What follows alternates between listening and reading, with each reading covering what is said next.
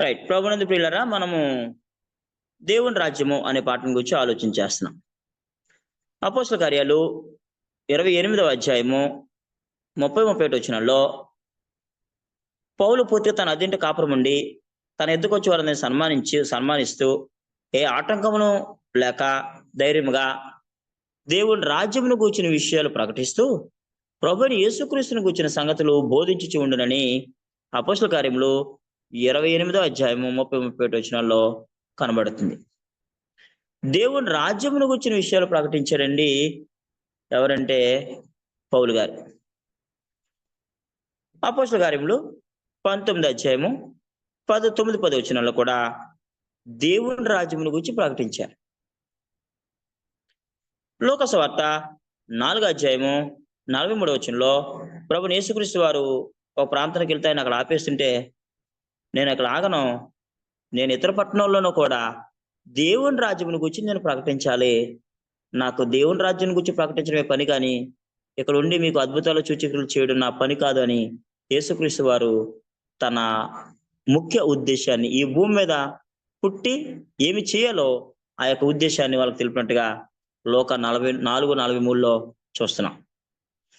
దేవుని రాజ్యమును గురించి యోహాను సువార్త 3 బాప్తిస్మ ఇచ్చే యోహాను మత్తయి సువార్త 3:1 వచనంలో పరలోక రాజ్యం సమీపిస్తుంది, మారు మనసు పొందండి అని చెప్పాడండి.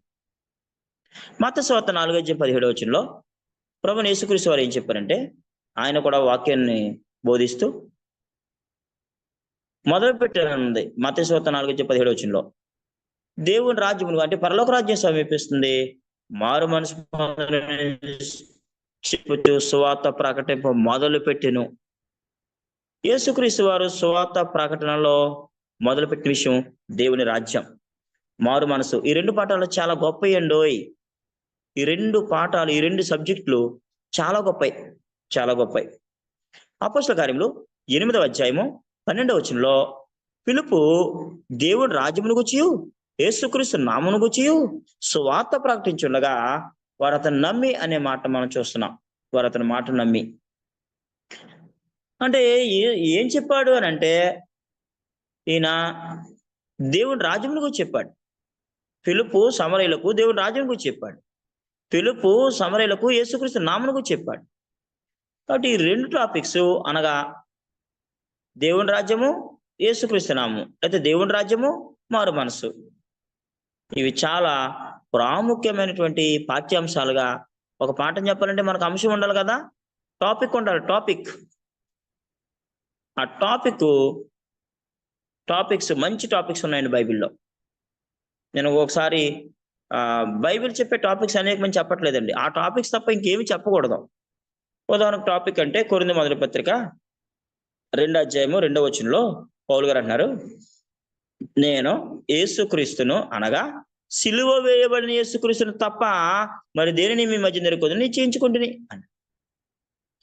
కాబట్టి పౌలు గారు భర్త భార్యలకు చెబుతూ వాళ్ళకి ఏంటంటే నీతిని గూర్చి, ఆశా నిగ్రహం గూర్చి, రాబో విమర్శను గూర్చి ప్రకటించాడు. కాబట్టి అపోస్తలులు యేసుక్రీస్తు వారు ఏది పడితే అది ఆయన నోటికి ఏదొస్తే చెప్పలేదండి.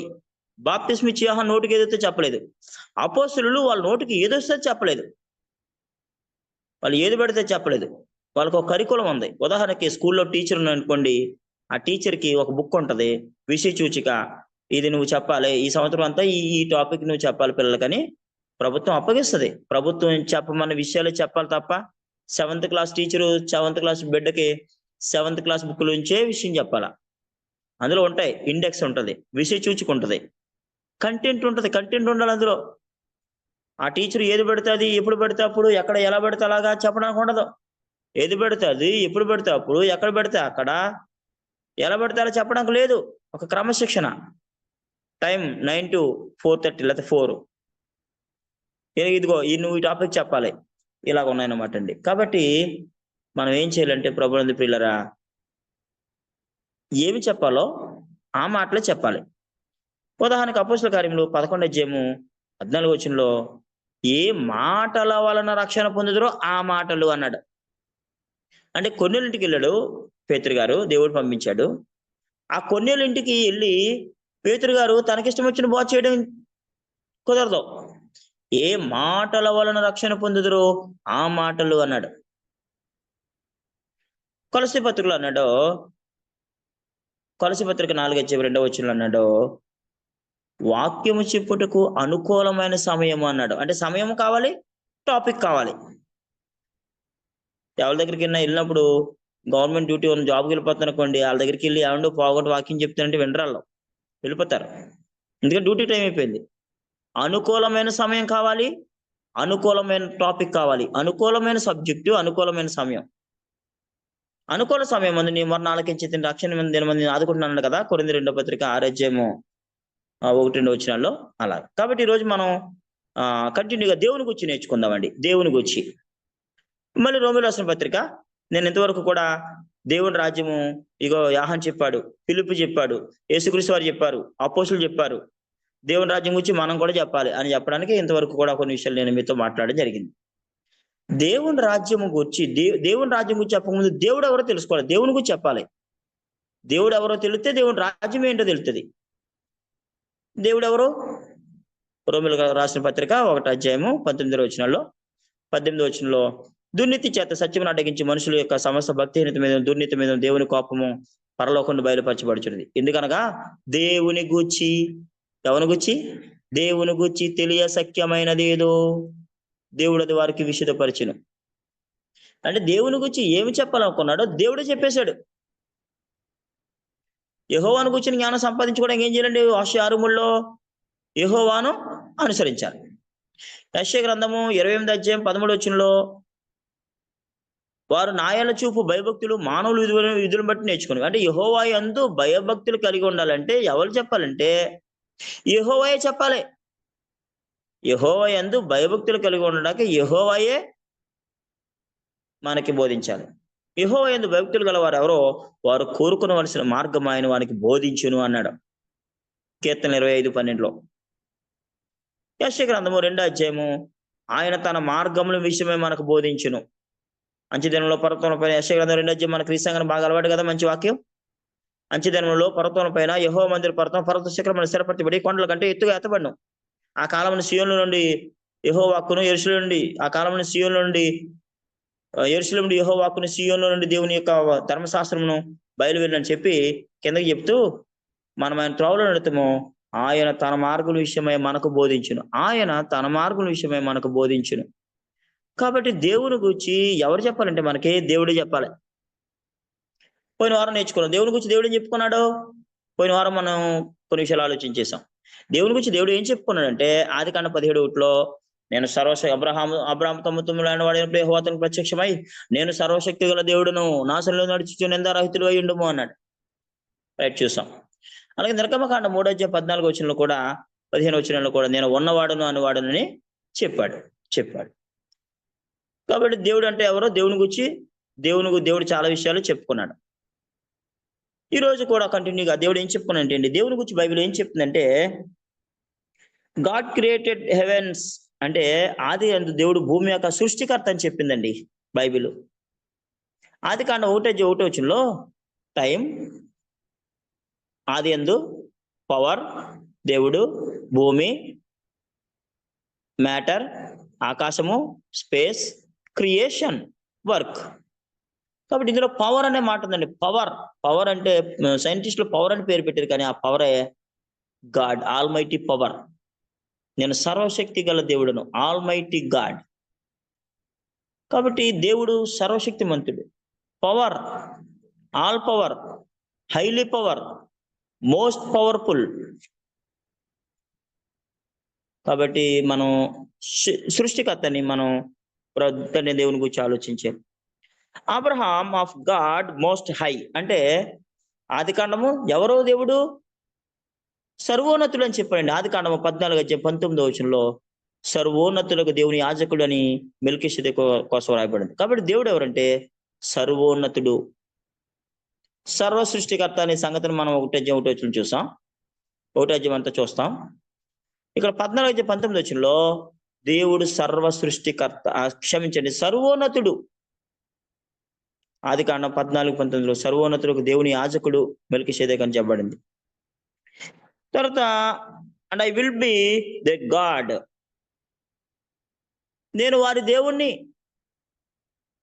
నేను అందరి దేవుణ్ణి కాదు. ఆదికాండము 17 అధ్యాయము 8వ వచనంలో దేవుడు అందరికీ దేవుడు కాదు. నేను మీకు మొన్న ఎవరికో చెప్పాను, దేవుడు అందరికీ దేవుడు, నేను వారికి దేవుడిని అయ్యుందును, వారు నా ప్రజలు అయ్యుందురు అన్నాడు. ఏమండి, దేవుడు కూడా అందరికీ దేవుడు కాదు. ఒకసారి మీరు ఈ విషయాన్ని ఆలోచన చేయాలి. నేను అబ్రహాము దేవుడను, ఇస్సాకు దేవుడను, యాకోబు దేవుడను. నేను మృతులకు దేవుని కాదు, సజీవులకు దేవుణ్ణి. లోకాసు వార్త 20 అధ్యాయం 38వ వచనంలో దేవుడు సజీవులకు దేవుడు, మృతులకు దేవుడు కాదు. సజీవుల దేవుడు అంటే అబ్రహాము దేవుడు, నాహోరికి, హారానికి, కనానికి దేవుడు కాదు. ఇస్సాకు దేవుడే కానీ ఇస్మాయిల్కి దేవుడు కాదు. యాకోబుకి దేవుడు కానీ యాసావుకు దేవుడు కాదు. అబ్రహాముకి దేవుడు అంటే వాళ్ళ ఇంకా ఎవరికి దేవుడు కాదు. ఇస్సాకుకి దేవుడు అంటే ఇస్మాయిల్కి, యాక్షాను, మేదాను, మిద్యాను, ఇస్బాకు, షోవాహు వీళ్ళందరికీ దేవుడు కాదు. నేను వారి దేవుణ్ణి అన్నాడు. ఇక్కడ బాగా ఆలోచించాలి. దేవుడు కూడా ఏమనుకుంటారంటే మనుషులు, క్రైస్తవులు అందరూ ఆయన మా దేవుడు, మా దేవుడు, మాది. నీ దేవుడు అని నువ్వు అనుకుంటే సరిపోద్దా? నీ దేవుడు అని నువ్వు అనుకుంటే సరిపోదో, నువ్వు కోరుకుంటే సరిపోదో, నువ్వు అనుకుంటే సరిపోదో. ఆయన అనుకోవాలి ఆయన నా బిడ్డని. గలతీ పత్రిక 4:8 వచనంలో వారు దేవుని ఎరిగిన వారు, దేవుని చేత ఎరగబడిన వారినై ఉన్నారన్నాడు. దేవుని ఎరుగుట, దేవుని చేత ఎరగబడుట. దేవుని చేత ఎరగబడిన వారు బైబిల్లో కొంతమంది ఉన్నారు. వాళ్ళ కోసం చెప్తాను మీకు ఒక 5-10 నిమిషాలు. దేవుని చేత ఎరగబడిన వారు, దేవుడు ఎరిగిన వారు, దేవుని చేత ఎరగబడి వారు. దేవునికి మనం అందరం తెలుసండి. ఓకే, మనకు దేవుడు తెలుసా? ఇప్పుడు మనకి ప్రధానమంత్రి ఎవరో తెలుసు, నరేంద్ర మోడీ అని. అతనికి మనం తెలుసా?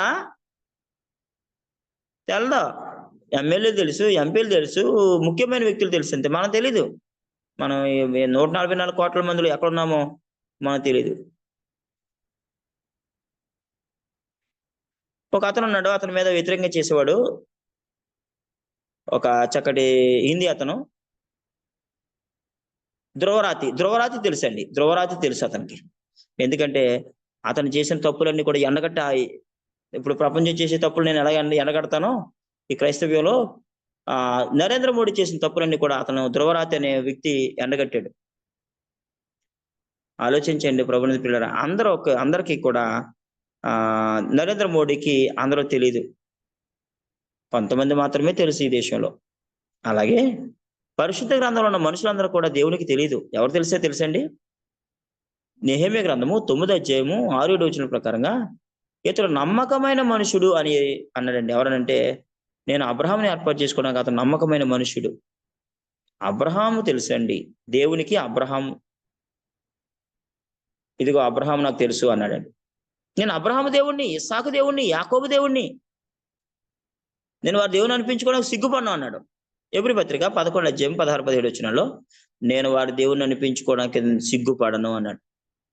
మీరు ఆదికాండం 17, 7, 8 వచనాలు, 9 వచనాలు ఆలోచన చేయాలి చక్కగా బాగా. యెహోవా మా దేవుడు, యెహోవా మా దేవుడు అంటారు అందరూనే. యేసుక్రీస్తు దేవుడు కాదని దేవుని కుమారుడు, అది వేరే విషయం, లోకం తెలియదు. యెహోవా సాక్షులు కూడా యెహోవా మా దేవుడు అంటున్నారు. యెహోవా దేవుని లక్షణాలు లేకుండా యెహోవా మా దేవుడు అని అంటే పొరపాటు. యెహోవా దేవుని లక్షణాలు ఏంటి? నిర్గమకాండము 34వ అధ్యాయము 6-8 వచనాల్లో యెహోవా కనికరము, దయ, దీర్ఘశాంతము, విస్తారమైన కృపా సత్యములు గల దేవుడు అని యెహోవా.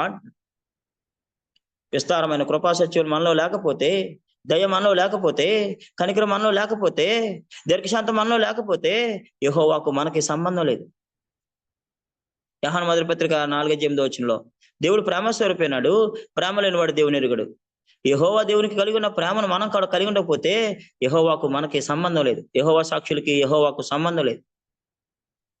మెషే వాళ్ళకి యెహోవాకు సంబంధం లేదు. సెవెంత్ డే వాళ్ళకి యెహోవాకు, సబ్బాత్ దినం పాటించే వాళ్ళకి యెహోవాకు ఏ సంబంధం లేదు. ఏమి లేకపోతే యెహోవా లక్షణం లేకపోతే. యెహోవా లక్షణములు ఏంటి? యెహోవా యొక్క వైఖరి ఏమిటి? యెహోవా యొక్క ప్రవర్తన ఏంటి? ఆయన ఎలా ప్రవర్తిస్తారు? యెహోవా ఎవరనంటే యోవేలు గ్రంథము 2వ అధ్యాయం 13, 14 వచనాలు. మీ దేవుడైన యెహోవా కరుణా వాత్సల్యం గలవాడును, శాంతమూర్తియు, అత్యంత కృప గలవాడయుండి, తాను చేయనుద్దేశించిన కీడు చేయక పశ్చాత్తాపను గనక మీ వస్త్రములు కాక మీ హృదయం చింపుకుని ఆయన తట్టు తిరుగులు అని చెప్పాడు. కాబట్టి దేవుడైన యెహోవాకు కలిగి ఉన్న కరుణా వాత్సల్యతలు ఏ భక్తుడికైతే లేవో, ఏ క్రైస్తవుడికైతే లేవో, ఏ వ్యక్తికైతే లేవో, ఆ వ్యక్తి దేవుని ఎరగనివాడు. శాంతమూర్తి.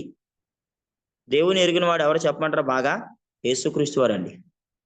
యోహాను సువార్త 8వ అధ్యాయం 55వ వచనం అంటాడు, నేను ఆయన ఎరగనంటే మీ వల్ల కూడా నేను కూడా అబద్ధకునే ఉంటాను.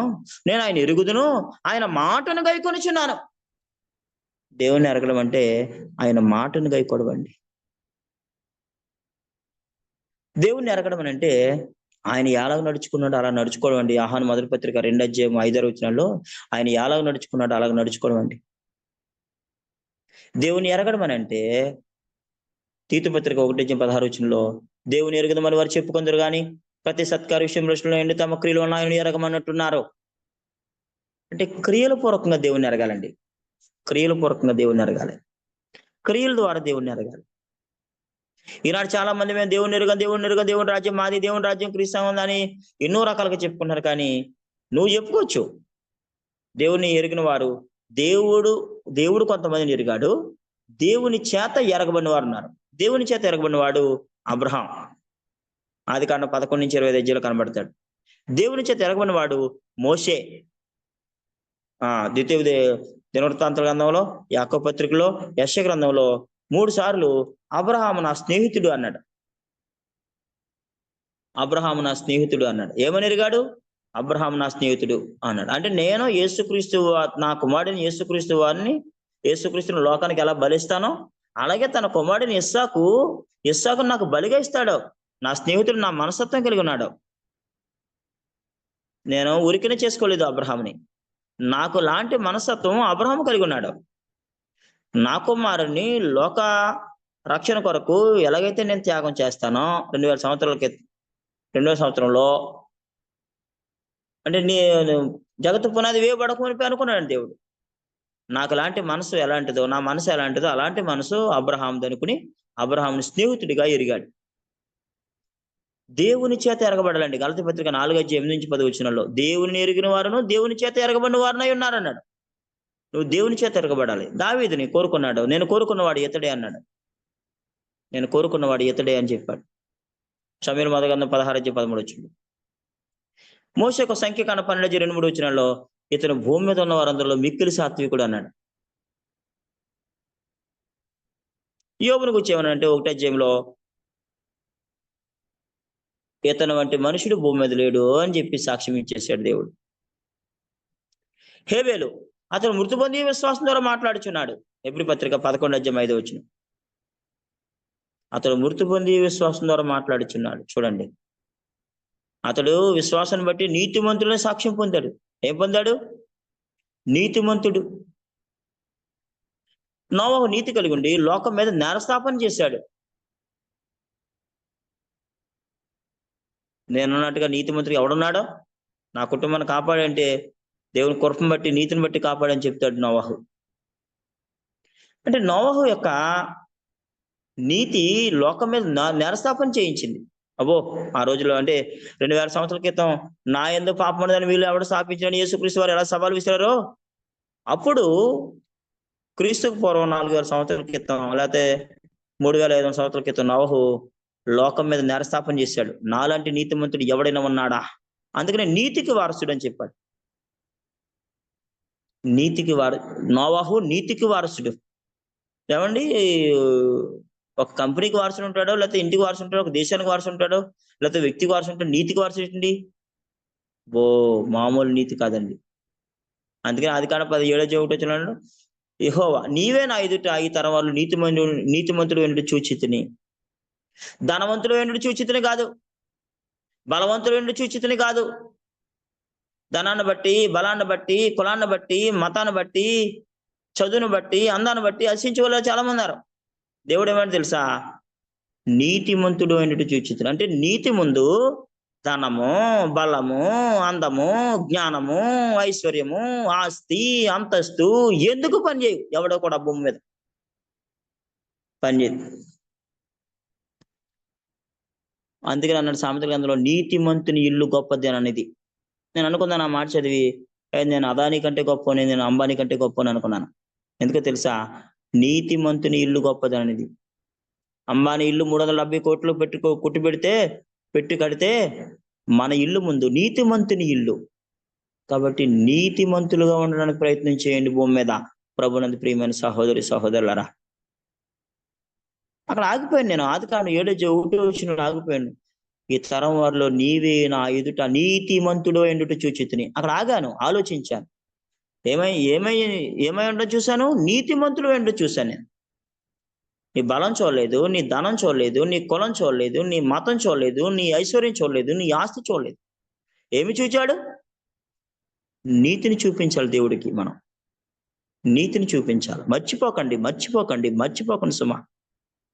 నీతిని చూపించండి. నోవహు నీతిని చూపించాడు. సత్ప్రవర్తన చూపించాడు హిజ్కియా. 15 సంవత్సరాలు ఆయుష్ పంచుకున్నాడు. ఆనాడు ఉన్నటువంటి అందరినీ కూడా జల సమాధి చేసేస్తే నీతిని చూపించాడు. నోవహును మాత్రం కాపాడుకున్నాడు. మీ కుటుంబం, నా కుటుంబాలు, నోవహు కుటుంబాలాగా అందరి కుటుంబాలు క్రీస్తు ప్రభు సంఘాల్లో, దేవుని సంఘాల్లో రక్షించబడాలి. ఇంకా ఎవరైనా రక్షించబడకపోతే రక్షించబడండి. రక్షించబడిన వారు ఉంటే దేవునిలాగా, క్రీస్తులాగా జీవించడానికి ప్రయత్నం చేయండి. దేవుని చేత ఎరగబడాలి. దేవుని చేత నీతిమంతులను ఎరగబడ్డాడు ఎవరండి? నోవహు. దేవుని చేత నీతిమంతులని సాక్ష్యం పొందాడు ఎవరండి? హేబేలు. దేవుని చేత స్నేహితులని పేరు పొందాడు ఎవరండి? అబ్రహాం. దేవుని చేత సాత్వికులని పేరు పొందాడు ఎవరండి? మోషే. దేవుని చేత నా ఇష్టానుసారుడైన మనుషుడు అన్నాడు సమూయేలు మొదటి గ్రంథం 13:14 దావీదు. నేను కోరుకున్నవాడు ఇతడే అని చెప్పబడ్డాడు దావీదు. నీ దేవుని చేత ఎరగబడిన వ్యక్తి యేసుక్రీస్తు. ఇదిగో ఈయన నా ప్రియకుమారుడు, నేను ఆనందిస్తున్నాను, నేను మాట వినండి. మత్తయి 3:17, మత్తయి 17:5, లోక 9 కూడా ఉంటది. ఇదిగో ఇతను నా ప్రియ కుమారుడు. యేసుక్రీస్తు వారిని గురించి ఇచ్చినటువంటి సాక్ష్యము ఇంకెవరిని గురించి ఇవ్వలేదండి దేవుడు. ప్రియ కుమారుడు. మనము దత్తపుత్రులు, ఆయన సొంత కుమారుడు. మనం కుమారులు, ఆయన ప్రియ కుమారుడు.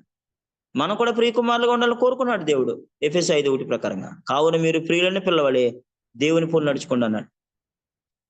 కాబట్టి ప్రభువుని ప్రియులారా, ఇక్కడ నేను ఏం చెప్పుకొస్తానంటే, నేను ఆదికాండం 17 చాలా విషయాలు చెప్దాం అనుకున్నాను. ఆదికాండం 17:8 రాగాను.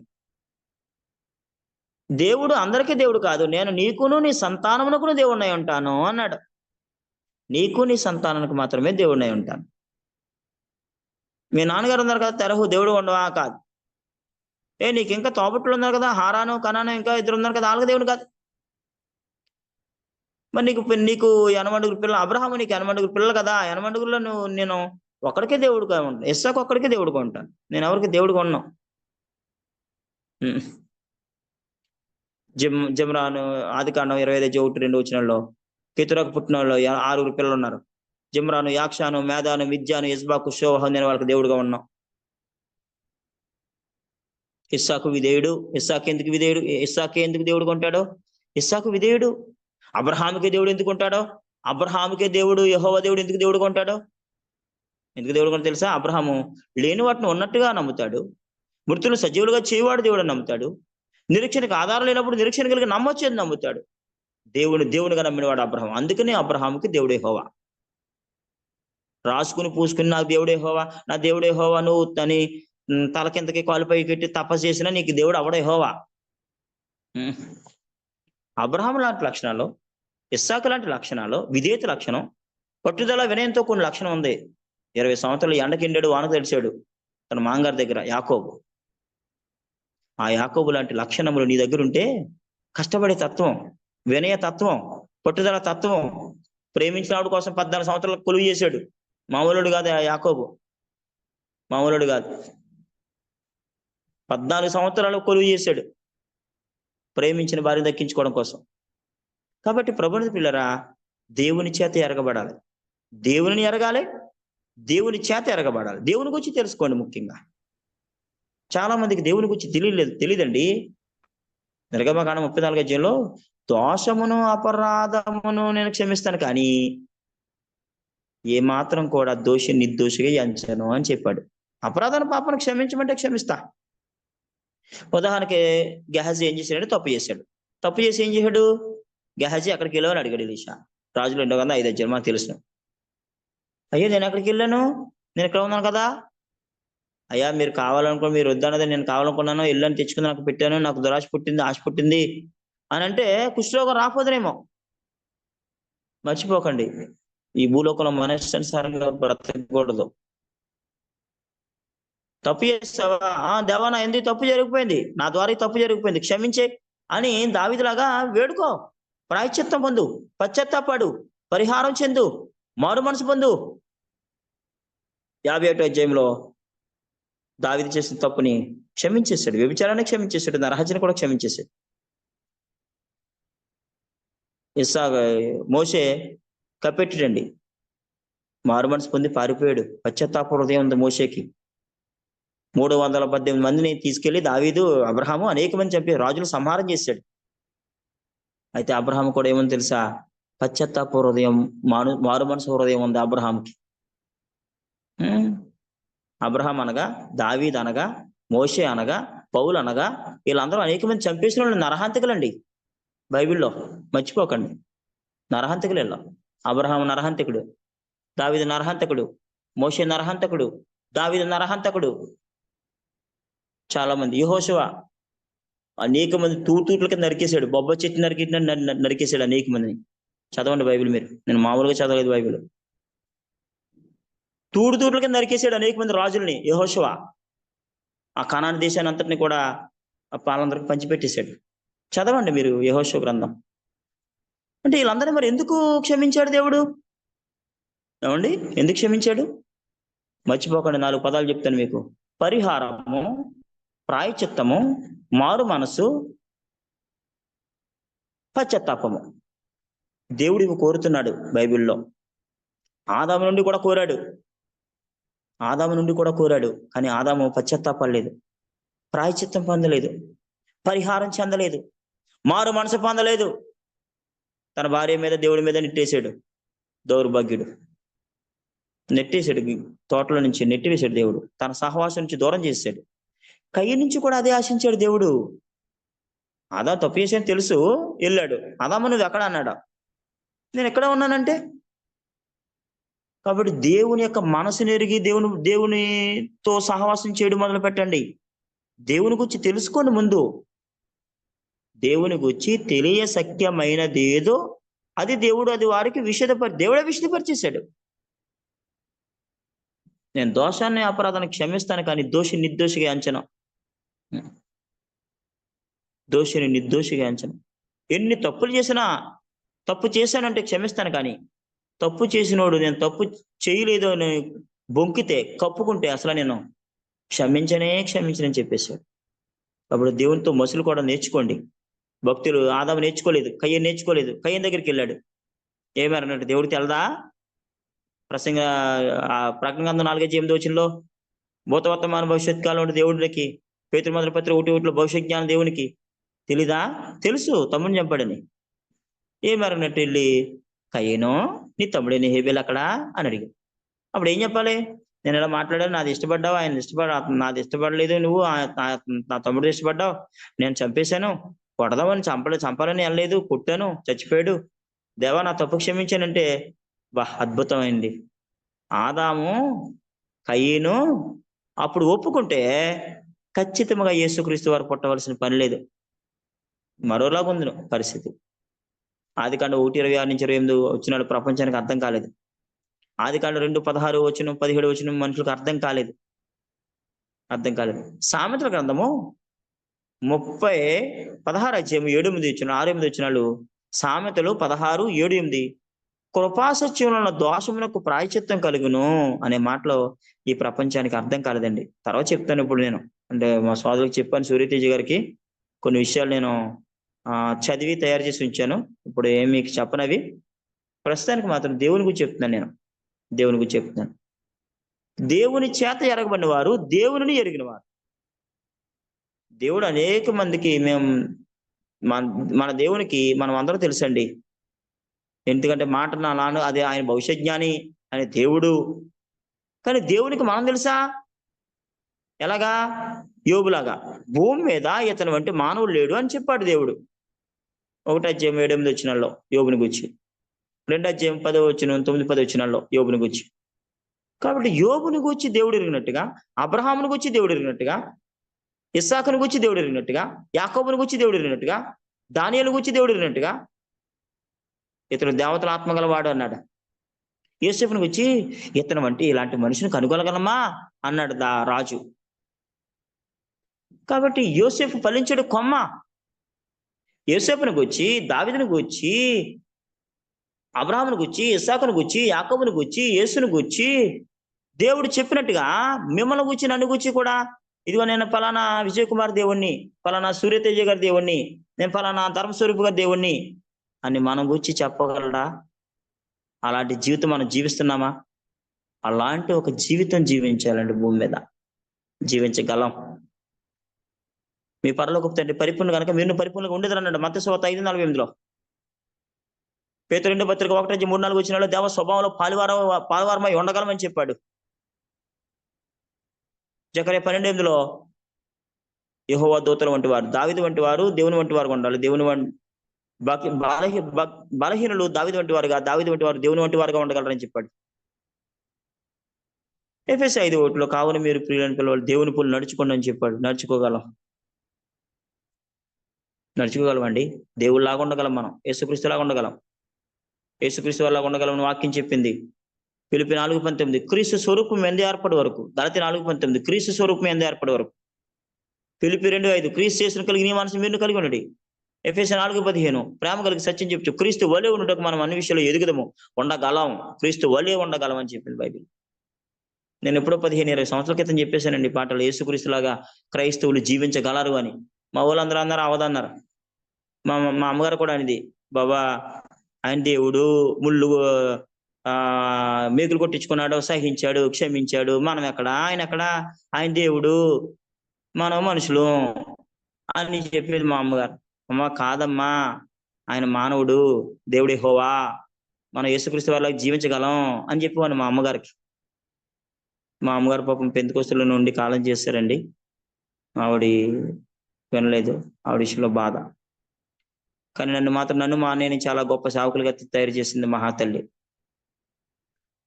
ప్రభువుని ప్రియులారా, దేవుని గురించి మనం నేర్చుకోవాలి. నేను వాడు దేవుణ్ణి అన్నాడు. ఎవరు దేవుణ్ణి? ఇప్పుడు నేను చెప్పాను చూసారా, నోవహు దేవుడు, యోబు దేవుడు, ఇస్సాకు దేవుడు, అబ్రహాం దేవుడు, యాకోబు దేవుడు, యేసుక్రీస్తు వారి దేవుడు. నా దేవునికి అన్నాడు రోమపత్రిక 1:8 నా దేవునికి అన్నాడు. ఎవరో? పౌలు. యెహోవా పౌలు యొక్క దేవుడు, యెహోవా యేసుక్రీస్తు యొక్క దేవుడు. మీకు మనం చెప్పాను, యోహాను సువార్త 17 యోహాను రాసిన ప్రకటన గ్రంథం 3:12.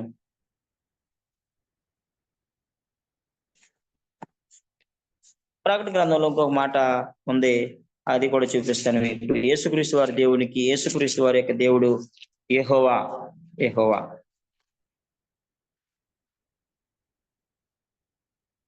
3:2 అండి. ప్రకటన గ్రంథం 3:2 నా దేవుని ఎదుట అన్నాడంట. నీ క్రియలు నా దేవుని ఎదుట సంపూర్ణమైనగా నాకు కనబడలేదు. నా దేవుని ఎదుట అని ప్రకటన 3:2 కూడా చెప్పాడు.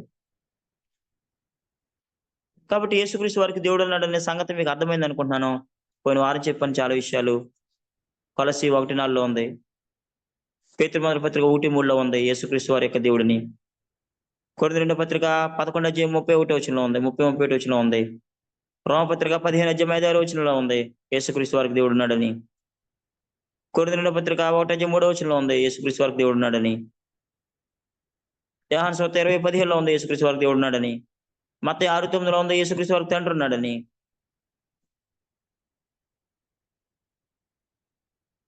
దేవునికి సిరికి కైసరి నాకు ఇమ్మని చెప్పాడు యేసుక్రీస్తు వారు.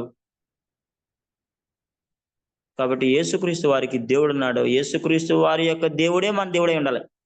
యేసుక్రీస్తు యొక్క తండ్రి మన తండ్రి ఉండాలి. ఈ లోకంలో చాలా మంది యెహోవా దేవుణ్ణి దేవుడిగా నమ్మకపోతే వాళ్ళు అనాథలో, వాళ్ళకి దేవుడు లేడు. జైనులు, సిక్కులు, బౌద్ధులు, ముస్లింలు, హిందువులు, జోరాస్ట్రియన్లు, ఎథిస్టులు వీళ్ళందరూ కూడా అనాథలు. ప్రపంచంలో ఉన్న అనేక మంది అనాథలు. క్రైస్తవుల్లో కూడా చాలా మంది అనాథలు ఉన్నారని చెప్తాను నేను. క్రైస్తవులలో అనేక మంది అనాథలు ఉన్నారు. దేవుడు లేడు అంటే ఏ దేవుడు లేడు? యేసుక్రీస్తు వారికి ఏ దేవుడో ఆ దేవుడు నీ దేవుడై ఉంటేనే నువ్వు తండ్రిని కలిగి ఉన్నట్టు, నువ్వు దేవుని కలిగి ఉన్నట్టు. యేసుక్రీస్తు వారికి ఏ తండ్రో ఆ తండ్రే నువ్వు, ఆ తండ్రి కలిగి ఉంటేనే నువ్వు తండ్రిని కలిగినట్టు, లేకపోతే నీకు తండ్రి లేడు. తండ్రి లేని పిల్లలు చాలా మంది ఉన్నారు. క్రైస్తవులు యేసుక్రీస్తే మా తండ్రి అంటున్నారు తెలియక.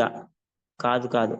మత్తయి 23:9-10 భూమి మీద ఎవరికైనా తండ్రిని పేరు పడవద్దు, ఒక్కడే మీ తండ్రి అయిన పరలోకమందున్నాడని యేసుక్రీస్తు వారు స్వయంగా చెప్పారు. మత్తయి 6:9 పరలోకమందున్న మా తండ్రిని ప్రార్థన చేశాడు. యోహాను 17 తండ్రి తండ్రి తండ్రి నిత్య స్వరూపుడు అని తండ్రి, పరిశుద్ధుడైన తండ్రి అని అనేకమైన సార్లు ప్రార్థన చేశారు. గలతీ పత్రిక 4:6 నాయనా తండ్రి అబ్బా అని పిలిచాడు. అసలు శిశులైన కుమారుడు యేసుక్రీస్తు వారు. కాబట్టి యెహోవాను కీర్తన 33:12 ప్రకారంగా, కీర్తన 145:13 ప్రకారంగా యెహోవా ఇటు స్థితి కలవారు ధన్యులు, యెహోవా తమకు దేవుడుగా గల జనులు ధన్యులు. యెహోవాను ఎవరైతే దేవుడుగా కలిగి లేరో వారు ధన్యులు కాదు, అన్యులు. వారికి తండ్రి లేడు, వారికి దేవుడు లేడు. దేవుడు లేని జనాంగము, తండ్రి లేని జనాంగము ఈ ప్రపంచంలో చాలా మంది ఉన్నారు. మరలా చెప్తున్నాను లిస్టు. ఆనాడు దేవుడు లేని వాళ్ళు ఆదికాండము 15 ఇదిగో వీళ్ళందరినీ నువ్వు తీసిపాడే అని చెప్పేసి ఒక లిస్ట్ ఇచ్చాడు. ఆదికాండము 15 హిత్తీలు 15:19 కెనీయులకి దేవుడు లేడు, కనిజీయులకి దేవుడు లేడు, కద్మోనీయులకి దేవుడు లేడు, హిత్తీలకి దేవుడు లేడు, పెరిజీలకి దేవుడు లేడు, రెఫాయిలకి దేవుడు లేడు, అమోరీలకి దేవుడు లేడు, కనానీలకి దేవుడు లేడు, గిర్గాషులకి దేవుడు లేడు, యోబీసీలకి దేవుడు లేడు. వీళ్ళందరికీ దేవుడు లేడు. ద్వితీయోపదేశకాండము ఇది ఇప్పుడు నేను చెప్పింది అంటే 15:19-21 అయితే వీళ్ళందరికీ దేవుడు లేడు, వీళ్ళందరికీ భూమి ఉంది. ఈ భూమి మీరే ఇశ్రాయేలులారా మీకు దేవుని కలిగిన నేను మీకు దేవుణ్ణి, వీళ్ళ సంతానం అంతా వీళ్ళందరూ ఓడించేస్తారు, వీళ్ళందరూ మీరు చంపేస్తారు యెహోషువ కాలంలో, అలా యొక్క భూమి ప్రదేశం అంతా మీకు ఇచ్చేస్తానని చెప్పాడు. అదే నిత్యజీవం. నిత్యజీవం అంటే అక్కడ చచ్చిపోయే అనుకున్నారు కాక, చచ్చిపోయేకి వచ్చేది నిత్యజీవం కాదు. చచ్చిపోయేకి మీరు వెళ్ళేది పరలోకం కాదు. ఇక్కడ భూమి మీద ఉన్నదిగా పరలోకం. చూపిస్తా మీ గ్రంథంలో. ఎవడ చెప్పని విషయాలు మీకు చెబుతా, ప్రపంచంలో ఎవడ చెప్పని విషయాలు మీకు చెప్తా. ఓపిక పట్టండి, నన్ను అపార్థం చేసుకోకండి, గ్రంథం చదవండి. ద్వితీయోపదేశకాండము 7 ఒక లిస్ట్ ఉందండి. నిన్ను మించి 2 నీవు స్వాధీనపరచుకున్న దేశంలో నీ దేవుడు యెహోవా నిన్ను చేర్చి బహుజనములను అనగా సంఖ్యకుల బలం నియమించిన హిత్తీయులు, గిర్గాషీయులు, అమోరీలు, కనానీయులు, పెరిజీలు, హివ్వీలు, యెబూసీయులు 7. అప్పుడు ఆనాడు జాతులు, అన్ని జాతులవి, వాళ్ళకి దేవుడు లేడు. ఎఫెసు పత్రిక 2:11-16 ఆ కాలమందు మీరు వారితో దేవుడు లేని వారై ఉండి, పరజనులై ఉండి, పరదేశులై చేతితో చేయబడిన శరీరమందు చేతితో చేయబడిన సున్నతి గల అనవాని వారి చేత సున్నతి లేని వారు మీరు అని చెప్పాడు. అంటే అన్ని జనులకి ఎవరు లేరంటే దేవుడు లేడు. క్రీస్తుకు దూరస్తులు, పరజనులు, పరదేశులు. ఎవరు ఇప్పుడెవరో ఆనాడు వాళ్ళో, ఈనాడు ముస్లింలకి దేవుడు లేడు. ముస్లింలు ఏమంటారంటే మీ యెహోవా దేవుడే మా దేవుడు అంటారు. కాదు, ముస్లింల యొక్క దేవుడు యెహోవా కాదు. నేను బుక్స్ చదివాను బోళ్ళన్నీ కూడా, వాళ్ళకి సంబంధించిన పుస్తకం చదివాను ముస్లింలది, ఇస్లామీలది కాదు. చాలా పొరపాట్లు ఉన్నారు వాళ్ళు. క్రైస్తవుల్లో కూడా చాలా మందికి దేవుడు లేడు. నాకు తెలుసుండి ఒక 10 మందికి 20 మందికి, అంటే 400 కోట్ల మంది ఉన్నారు కదా, 400 కోట్ల మంది క్రైస్తవులు ఉన్నారని చెప్పారు, కానీ ఈ 400 కోట్ల మందికి క్రైస్తవులకి క్రైస్తవులు అనబడే వాళ్ళకి దేవుడు లేడు, తండ్రి లేడు. అనుకుంటున్నారు అంతే, మాకు దేవుడు ఉన్నాడు, తండ్రి ఉన్నాడని. అయితే తండ్రి ఉండాలంటే యోహాను సువార్త 20:17 ప్రకారంగా యేసుక్రీస్తు వారికి ముందు తండ్రి అయితే అప్పుడు నీకు తండ్రి అవుతాడైనా. యేసుక్రీస్తు వారికి తండ్రి అవ్వాలా. యేసుక్రీస్తు వారి తండ్రి నీ తండ్రి అయితే అప్పుడు నువ్వు తండ్రిని కలిగి ఉన్నట్టు. యేసుక్రీస్తు వారి దేవుడు నీ దేవుడు అయితే నువ్వు దేవుడిని కలిగి ఉన్నట్టు. లేకపోతే నీకు దేవుడు లేడు, తండ్రి లేడు. భ్రమిస్తున్నారు మీరు అందరు కూడా, క్రైస్తవులు మీరే కాదు, చాలా మంది భ్రమిస్తున్నారు, భ్రమలో ఉన్నారు. పాపం వల్ల కలుగు భ్రమ చేత అన్నాడు హెబ్రీ పత్రిక 12లో. కాబట్టి క్రైస్తవులకి అనేక మందికి దేవుడు లేడు, కొద్ది మందికి మాత్రమే దేవుడు లేడు, తండ్రి లేడు. క్రైస్తవులు చాలా మందికి, ముస్లింలకి దేవుడు లేడు, తండ్రి లేడు. అయితే అనేక మందికి దేవుడు మనకు తండ్రి, కొంతమందికి మాత్రం తండ్రి అయినా. ముస్లింలకి, జైన్లకి, సిక్కులకి, బౌద్ధులకి, చాలా మందికి దేవుడు లేడు, తండ్రి లేడు. యూదులు కూడా యేసుక్రీస్తు వారిని అంగీకరించకపోతే వాళ్ళకి కూడా దేవుడు కాదు, అంటే తండ్రి కాదు. ఎందుకు ఇజ్రాయేల్కి నిన్న విన్నాను, ఇజ్రాయేల్ యొక్క దేశ ప్రధాని నెతన్యాహు ఏ దేశం వెళ్ళినా 120 దేశాలు, ఎక్కడికి వెళ్ళినా మేము చేరనివ్వం, యాక్సెప్టెన్సీ చెయ్యం అంటున్నారు నెతన్యాహు. ఎందుకో పరిస్థితి చెప్పమంటారా? యోహాను సువార్త 17:3 నమ్మలేదు అతను. అద్వితీయ సత్యదేవుడు నిన్ను, నీ పప్పుని, నీ పుట్టించిన యేసుక్రీస్తుని ఎరుగుటి నిత్య జీవము. యోహాను సువార్త 14:1 మీ హృదయం కలవరపడినప్పుడు మీరు దేవుని యందు విశ్వాసం ఉంచున్నారు, నా యందు విశ్వాసం ఉంచుడి. తిమోతి 2:5 దేవుడు ఒక్కడే, దేవునికి నరులకు మధ్యవర్తి యొక్కడైన క్రీస్తు నరుడు. యేసుక్రీస్తు అనే నరుడిని ఇజ్రాయెల్ దేశం యాక్సెప్ట్ చేయలేదు. యెహోవా దేవుడిని యాక్సెప్ట్ చేస్తే సరిపోదు, యేసుక్రీస్తు వారిని యాక్సెప్ట్ చేయాలి. కుమారుడని, నరుడని, దేవుని కుమారుడని, ప్రధాన యాజకుడని, అపోస్తులుడని, దేవుడని కాదు సమా. యేసుక్రీస్తుని దేవుడని యాక్సెప్టెన్స్ చేస్తే మీరు అబద్ధ బాధలు ఉన్నట్లు లెక్క. ఈనాడు ఈ క్రైస్తవులకి కూడా, క్రీస్తు సంఘస్థులు కూడా చాలా మందికి ఈ విషయాలు తెలియవు. బోర్డు క్రీస్తు సంఘాలు ప్రపంచంలో చాలా ఉన్నాయి, నామకాత క్రీస్తు సంఘాలు చాలా ఉన్నాయి. మారమని చెప్తున్నా ఉన్నాను నేను. పోరాటం చేస్తున్నాను, మంచి పోరాటం.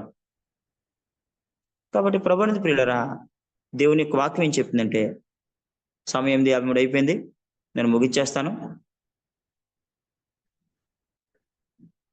మనం దేవుని కలిగిన వాడుగా ఉండాలి. చాలా విషయాలు పాయింట్స్ మీకోసం రాశాను, రాసినవి అన్ని చెప్పలేదు, కేవలం 3 చెప్పాను. 3 దాంట్లో ఆగిపోయాను నేను వారి దేవుడిని, నేను వారికి దేవుణ్ణి. ఎవరికి దేవుణ్ణి? నీకును నీ సంతానమునకు మాత్రమే దేవుడుగా ఉంటానని చెప్పేశాడు ఆదికాండం 17:7-8 దేవుడు. అక్కడ ఆగిపోయాను. అందరికీ దేవుడు కాదు. కాబట్టి లిస్ట్ చేద్దాం కదా, వాళ్ళకి దేవుడు కాదు. పెరిజీలకి, కనాలకి, వాళ్ళకి దేవుడు కాదు. యూదులకు మాత్రమే దేవుడు, హెబ్రీలకు మాత్రమే దేవుడు, ఇజ్రాయేలుకు మాత్రమే దేవుడు యెహోవా. ఏ జనాంగమును ఇశ్రాయేలు జాతిని దీవించినట్టుగా, ప్రేమించినట్టుగా అబ్రహాంకి ఇచ్చిన మాటను బట్టండి, నోవాహుకి ఇచ్చిన మాటను బట్టండి, ఆనాడు ఆదికాండం 1:26-28 ఉన్న మాటను బట్టండి. ఆదికాండం 12 అబ్రహాంకి ఇచ్చిన మాటను బట్టి యోధ జాతిని మాత్రమే ఎరిగిన వాడిది. అయితే ఆ యూదుల్లోంచి వచ్చిన వాడే, ఆ హెబ్రీలో నుంచి, యూదుల్లో నుంచి, ఇశ్రాయేల్లో నుంచి వచ్చిన వాడే, పుట్టినవాడే యేసుక్రీస్తు. యేసుక్రీస్తు వారు ఒక యూదుడు. యోహాను సువార్త 4:9, హెబ్రీ 7:14.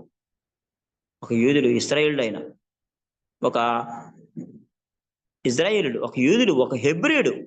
హెబ్రీ జాతి ఒకటి ఉంది బైబిల్లో, ఇజ్రాయేల్ జాతి ఒకటి ఉంది, యోధ జాతి ఒకటి ఉంది. 3 ఒకటే. పదాలంటే 3 మాటలు ఒకరిని కూర్చే.